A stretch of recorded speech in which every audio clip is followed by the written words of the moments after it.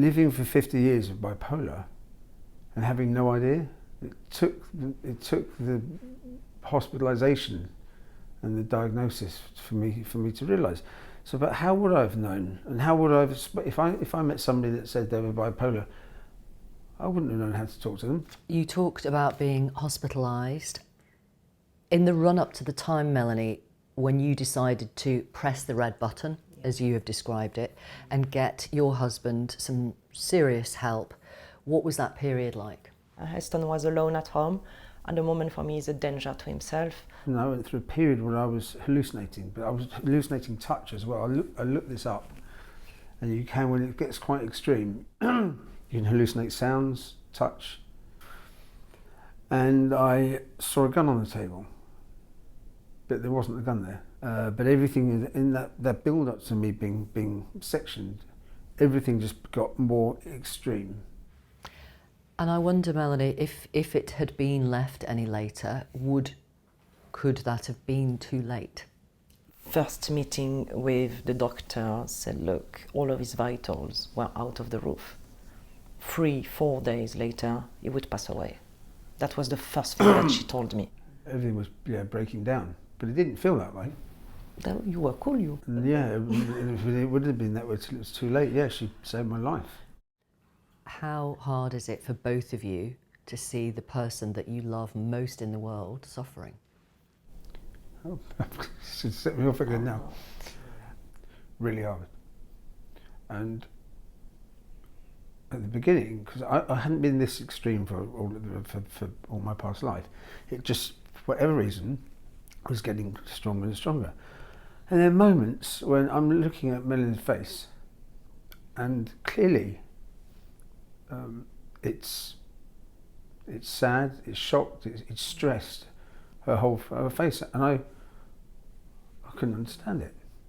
Now I can. So I think this whole thing was so important on bipolar side. The surveys we did, they're as important, if not more important, for the people that love the person with bipolar. So she's living with bipolar by proxy. Yes. All of my my manic highs and my big lows definitely they've not surfaced since the diagnosis. So, but it still flips. It's just a much calmer one at the moment. But yeah, it was very painful. How would you describe the experience of being sectioned? I came to in this room that was basically pretty close to a cell, room with a metal toilet in it. I didn't know where I was. I don't know if this was whatever they injected me with, the sedative, or it was an extension of my extreme bipolarness. Because if it was that close and things were shutting down, I remember her asking me. The doctor came in and asked me, "What day is it today?" I had no idea. My diagnosis was such a surprise, but it was a kind of relief. Really? Yeah. But can I ask you, before you were diagnosed, how many hours would you work a week? For the first 10 years, I worked out 120 hours a week. A week? Yeah, for 10 years. I was sleeping like 20 hours in a whole week. Right. So that leads me to ask. So when you look back, is that to do with the bipolar?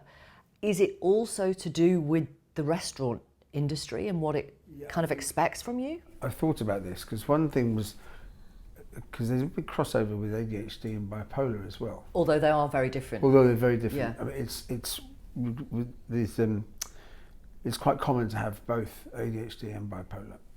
So I wondered if I thought about this lack of sleep when, as I said, I sleep really well now. Was it because I had no choice? In fact, it was exactly that, because the restaurant was young, and I was getting up at 5 o'clock in the morning, going into the kitchen, and then leaving at midnight. It didn't really expose itself, my bipolarity, really, when I was in the kitchen. Well, that's so interesting, because obviously many people watching you now will have watched The Bear.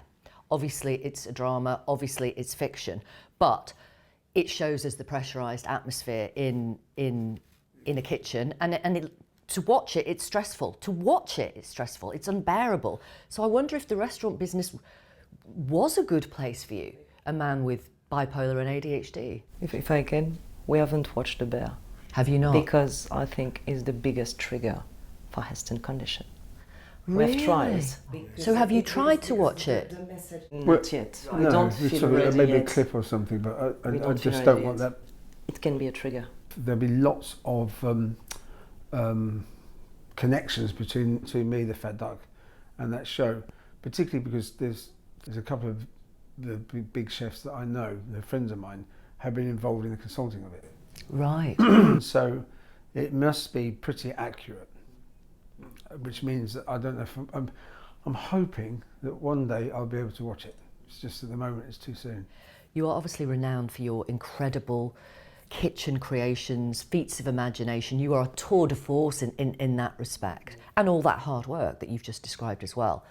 Do you think your creative energy masked the bipolar at all? Possibly. What are the most common misconceptions about it that you want to tell people about? There is lots of stigma around danger and violence. It's not all about that. And I think the biggest stigma is part of the general idea that we have about a psychiatric hospital.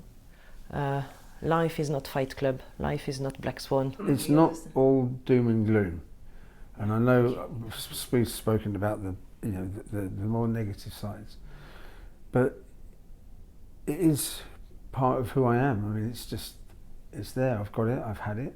I'm learning. I'm still learning as I'm going, but express myself so that maybe it can help other people.